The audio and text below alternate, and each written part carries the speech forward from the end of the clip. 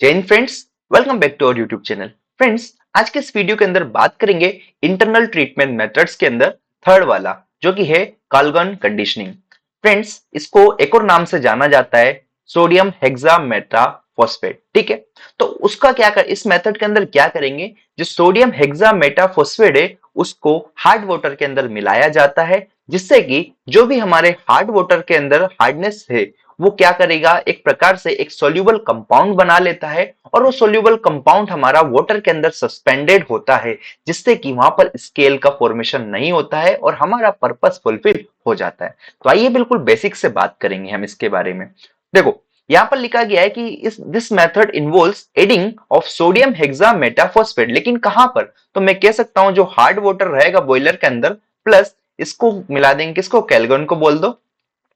जिससे कि यहां से हमको क्या मिलेगा फ्रेंड्स, एक सोल्यूबल कॉम्प्लेक्स मिलता है, सोल्यूबल कॉम्प्लेक्स, जो कि क्या करेगा, हमारे वाटर के अंदर घूमता रहेगा, जिससे कि वहां पर स्केल का फॉर्मेशन नहीं होगा और हमारा जो पर्पस है वो फुलफिल हो जाएगा। तो यहां तक की बात मेरे ख्याल से आपको क्लियर हो गई होगी। अब ये रिएक्शन एग्जाम में लिखना, hard water plus कैलगन plus soluble complex, ठीक है, या कंपाउंड।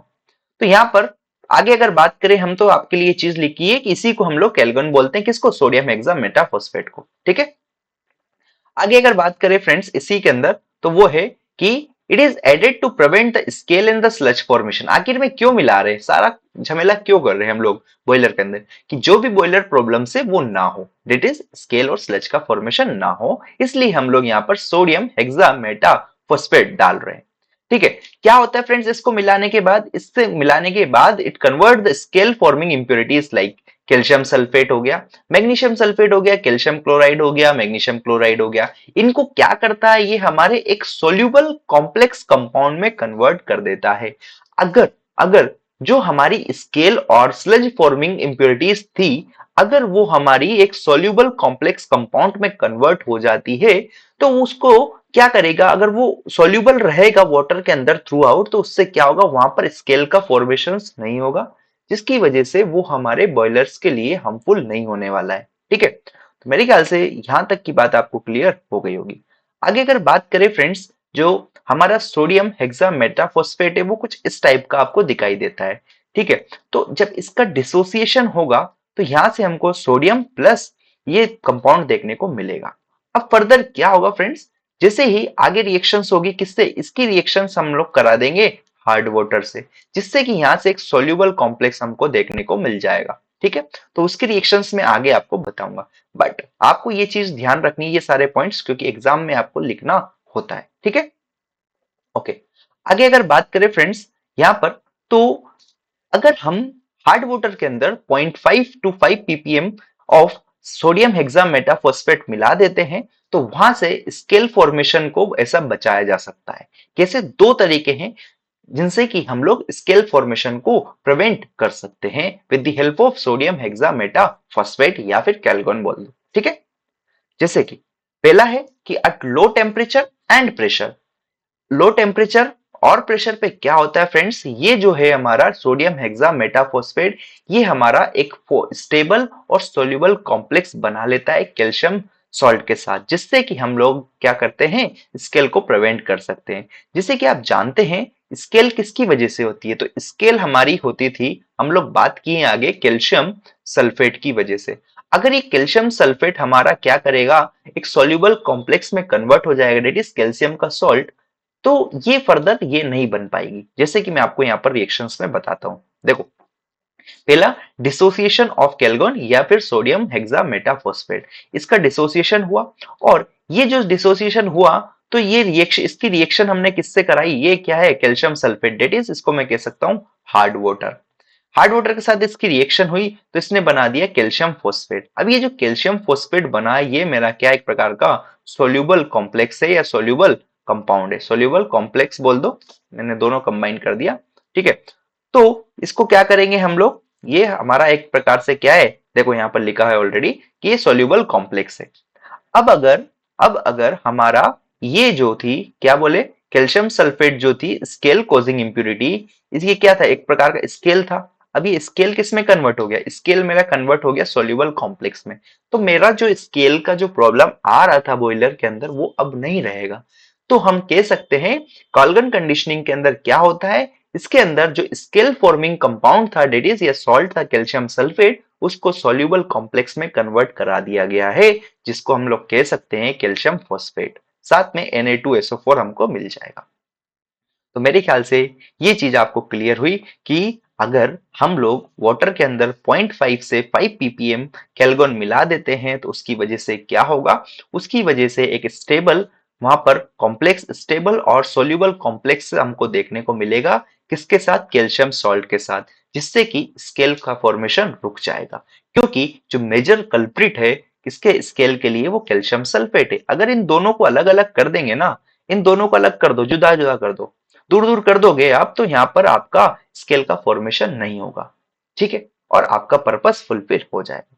दूसरे केस में अगर फ्रेंड्स बात करें, अगर हम at high temperature and pressure की बात करें तो यहाँ पर क्या होता है, जो हमारा दैट इज, मैं आपको रिएक्शन से समझाता हूं। देखो इस केस में क्या होगा कि सोडियम हेक्सामेटाफॉस्फेट ये जो है ये वाटर से रिएक्ट करेगा और यहां से क्या बता देगा हमको, यहां से सोडियम फॉस्फेट दे देगा, ठीक है, सोडियम पायरोफॉस्फेट, इसको नाम दिया गया है क्या, सोडियम पायरोफॉस्फेट।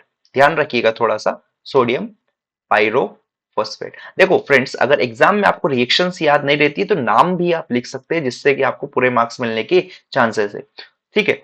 तो मैं आपको यही बोलूंगा कि एटलीस्ट आप या तो रिएक्शंस याद रखो या फिर नाम याद रखो इनके, ठीक है। तो अगर नाम भी आप वहां पर लिख दोगे ना तो वो नंबर पूरे दे देंगे टीचर आपको। तो ध्यान दीजिएगा कि सोडियम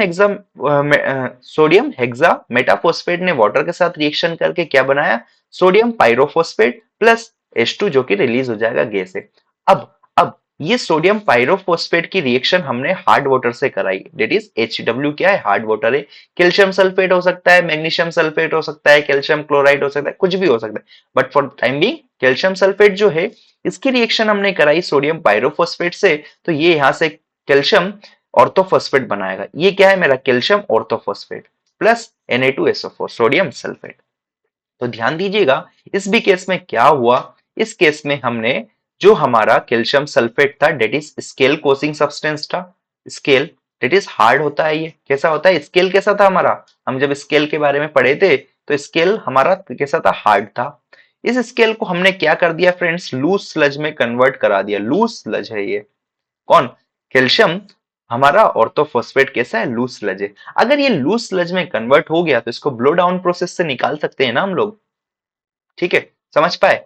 तो सिंपल सी ये प्रोसेस है। तो दो तरीके मैंने बताए, अगर हम बात करेंगे लो टेम्परेचर पे, तो लो टेम्परेचर पे क्या हो रहा था, हम लोग जो कैल्शियम सल्फेट था उसको एक सोल्यूबल कॉम्प्लेक्स में कन्वर्ट करा दिए थे।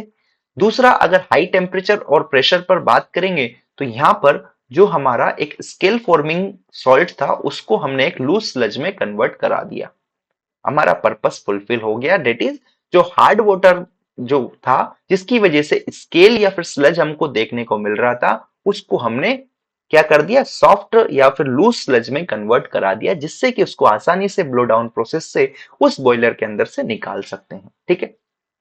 तो मेरे ख्याल से ये पॉइंट्स आपको क्लियर हो गए होंगे। आप ये रिएक्शंस याद रखिएगा, बहुत अच्छी तरीके से मैंने आपके सामने इसको प्रेजेंट किया है, बहुत टाइम लगा है इस पीपीटी को बनाने में, ठीक है ना।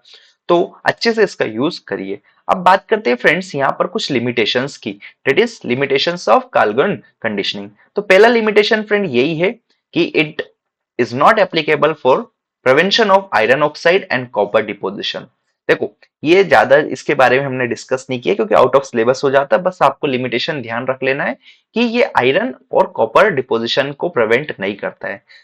तो फिर कौन करता है, सिंपल सी भाषा में, तो however iron oxide and copper depositions can be prevented by adding EDTA. EDTA पता है मेरे ख्याल से आपको, ethylene diamine tetra acetic acid, और इट्स सॉल्यूशन और its sodium salt to the boiler water. इससे इसको प्रिवेंट किया जा सकता है, किसको, आयरन ऑक्साइड और कॉपर डिपोजिशन से।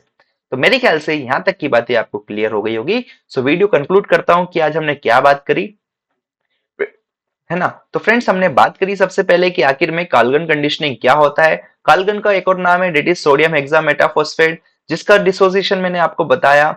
और ये दो टाइप से क्या होता है, दो टाइप से आपको रिएक्शंस देगा, डेट इज अगर आप 0.5 से तो 5 ppm तक कैलगोन मिला रहे हैं हार्ड वाटर के अंदर, तो ये आपके स्केल को प्रिवेंट करेगा। प्रिवेंट स्केल फॉर्मेशन दो तरीके से, लो टेम्परेचर पर अगर बात करेंगे तो यह क्या करेगा, एक सोल्यूबल कॉम्प्लेक्स बना देगा, है ना, जिससे कि वो वाटर के अंदर घूमता रहेगा और सेटल डाउन नहीं होगा या हमारे बॉयलर की वॉल्स पर स्टिक नहीं होगा, टिटिल स्केल का फॉर्मेशन नहीं होगा। दूसरे केस में अगर बात करी फ्रेंड्स हमने हाई टेम्परेचर और हाई प्रेशर पे, तो ये क्या करते थे, जो हार्ड स्केल फॉर्मिंग सब्सटेंस था कैल्शियम सल्फेट, उसको हमने कैल्शियम ऑर्थोफॉस्फेट में कन्वर्ट करा दिया, जिससे कि वो लूज स्लज बन जाता है और लूज स्लज को ब्लो डाउन प्रोसेस से हम लोग निकाल सकते हैं।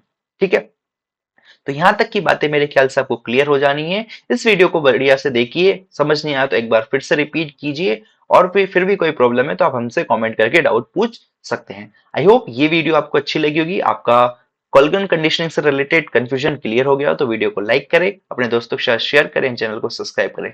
Thank you for watching this video.